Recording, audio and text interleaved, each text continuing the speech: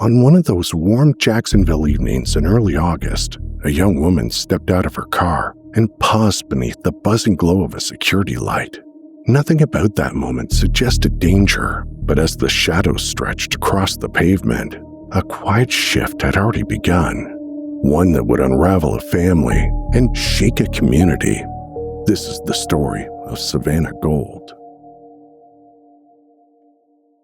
On August 2nd, 2017, Savannah Gold left her Jacksonville home and headed toward the restaurant where she worked. That evening, she arrived at the Bonefish Grill in the Mandarin area, parked her car the way she had countless times before. Nearby, another vehicle sat idling. Inside was a coworker, Lee Redarde Jr. Savannah walked to Lee's car and opened the passenger door, stepped inside, and disappeared from the camera's view, and it was the last time anyone would ever see her alive. Inside the restaurant, Savannah's absence was noticed almost immediately. Her shift began, but she never came through that door. Her car remained in the parking lot, unlocked with her belongings inside. A slashed tire would later be discovered on the vehicle, deepening the alarm. Savannah wasn't someone who changed plans without telling anyone. For her family, the realization came quickly. Something was wrong.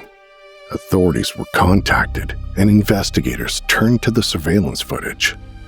They watched Savannah step into Lee's car, and then they watched it pull away. What they didn't see was Savannah getting back out. As her family and coworkers searched for answers, Savannah's phone began sending messages.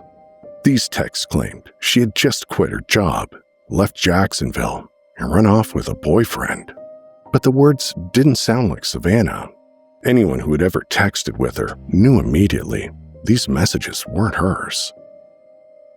As worry spread, friends, coworkers, and volunteers came together to search for Savannah, and among them was Lee, handing out flyers, standing with the group, appearing to help. To those around him, it may have looked like solidarity, but to investigators, he was the last person to have seen Savannah, and his statements were already beginning to change. Timelines shifted, details contradicted the footage, and within days, detectives from the Jacksonville Sheriff's Office brought Lee in for questioning. By the time detectives sat down with Lee, they already knew more than he realized. Surveillance footage, phone records, and witness accounts had begun to outline a version of that night that didn't match what he was saying. At first, he described his relationship with Savannah, positioning himself as someone who cared, but who had distanced himself long before she disappeared. I've known her obviously since she started working there. I would say probably about 8 months ago or so, we started hanging out outside of work. And at the time I had a girlfriend. But we kind of connected, me and Savannah. So we hung out a little bit here and there. Got pretty close, hung out for a little while. I'd probably say a period of 2-3 months. Okay. And then she started using drugs a lot. Okay. Now, I used them with her, not the same drugs that she used all the time, but I did them with her a couple times, and then she started to get heavy into them. And oh, gotcha. Okay. So I kind of just tried to take a step back. But when detectives asked a simple question, when was the last time he'd spoken to her, his answer landed with confidence. So we texted a couple times, and I ended up telling her, I was like, hey, for one, I'm dealing with a lot of personal stuff myself right now as it is. I'm a little depressed. But I think we're moving too fast. I think we should, stop talking. Okay. And she said, I understand, it's completely fine, no problem, She said, I'll delete your number, I'll never text you again. And I said the same. I was like, I'm sorry. I didn't mean to, try to jump back into things. I think we moved too fast. And I said I wouldn't text her either, just to, kind of split mutual ways. Mutual. Right. Yeah. No worries. Okay. And that was the last time that we texted. Okay. When was that? It was probably 2 or 3 weeks ago. Investigators already had surveillance footage placed in Savannah at the Bonefish Grill parking lot that very night. And when they pressed him again, his certainty began to crack. When was the last time you saw her? This is what I was a bit... I didn't tell you the truth when we talked at Bonefish. Okay. Last time I saw her was Wednesday afternoon. Okay. I heard that she has been basically telling a lot of people at work that we hooked up a bunch, like a couple days before that, and that she was going to like tell about the whole situation, try to get me fired. And Why like would that get you fired? I'm a manager and she's an employee. So okay, so you guys aren't supposed to fraternize? Yeah. Okay, I got you. And she just told people, I guess, that she was out with that work at the restaurant that we were having sex. Okay. With that admission, the conversation shifted. Detectives asked Lee to walk them through what happened next, what was said, why Savannah got into his car, and what took place in those moments captured on camera. I didn't call her. I just drove up there to see if maybe she was working. I was gonna, talk to her. And did you know she was working that night? I did. You did not. I did. Oh, you did. Yeah, okay, I'm sorry. yeah. Okay, you knew she was working that night. Yeah. Okay. So I drove up there and I was hoping to get a chance to talk to her. Okay. I pulled in the parking lot. She pulled in a little bit after me. I parked and I said, "Hey, can I talk to you for a second?" And she said, "Yeah, what's up?" And I was like, "I heard you've been saying some things about me and you continuing to hang out, and that we're boyfriend and girlfriend." And she asked me, she said, "Can I come sit in the car? Because I just did some heroin and I'm a little paranoid." Okay. I said, "Why are you doing that? You're doing really well. You shouldn't have been doing that." Okay. And so she came and sat in the car, and I explained to her the situation. I told her that servers at Bonefish were coming to me and telling me that you're telling people when you're out that we're still having sex and we're boyfriend and girlfriend. And I said, I would appreciate, I need you to stop, because for one, it's jeopardizing my job. We agreed to, split, stop talking mutually and just move on, and, be cordial or whatever. But it was nothing more than that. And she said, "I'm going to do what I want." According to his account, she got out of the car and she walked away. He even offered a specific detail, a vehicle someone else supposedly arrived in. Yeah, she had her phone out and was looking at it, and then it looked like she was going to put it up to her ear, and then the green truck came around. Okay.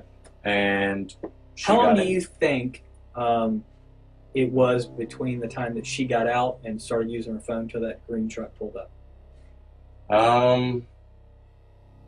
Maybe 5 minutes. Okay. So wow. So if she called somebody, they got there in 5 minutes to pick her up? Well, like I said, it looked like she was going to call somebody, and that's when the green truck came around, and she got in. Okay. Lee claims Savannah left the parking lot with someone else in a green pickup truck. But the evidence told a different story.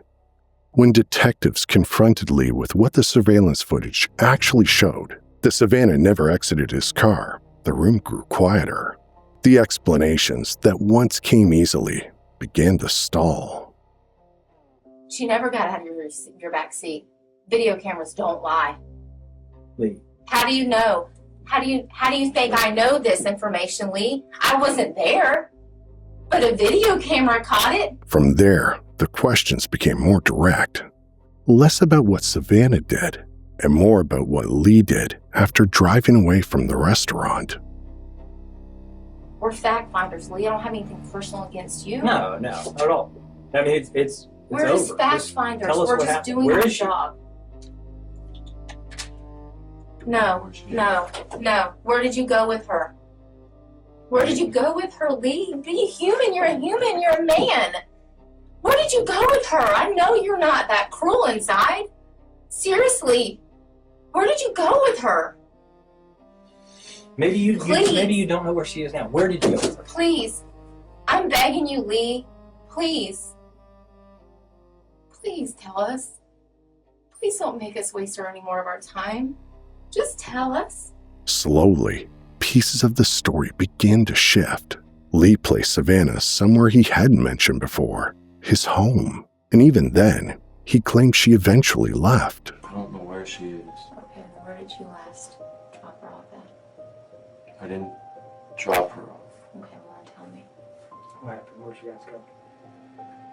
We went to my house. We did some drugs. Okay. Hung out for a little. And then she said she was going to catch an Uber home. Okay. And did she call an Uber? She pulled her phone out. Looked like she was using it. I wasn't hovering over her. I was pretty high. I mean, I wasn't. She told me she was leaving. She walked out the door. But detectives weren't finished. They confronted Lee with physical evidence from his car, signs that suggested Savannah hadn't simply sat quietly in the passenger seat. What was going on in the Didn't back do seat? anything. What was going on in the back seat? For the doors to be kicked open. She kicked open that door 3 times, Lee. She kicked it. We saw it. And you know I'm not making it up because I wouldn't know this. Because I wasn't there. I would never know this unless we had video of it, correct? Yes, correct. I'm not trying to trick you. I'm just a fact finder. I'm not gonna lie to you. That door kicked over 3 times. Obviously something went on in that back seat. As the interrogation drew closer to its end, detectives made one final appeal. Sometimes people do wrong things, right? Some people make mistakes. It's what you do afterwards. I got a family that needs closure. They are now coming to the reality that she's no longer with us. I need closure for them.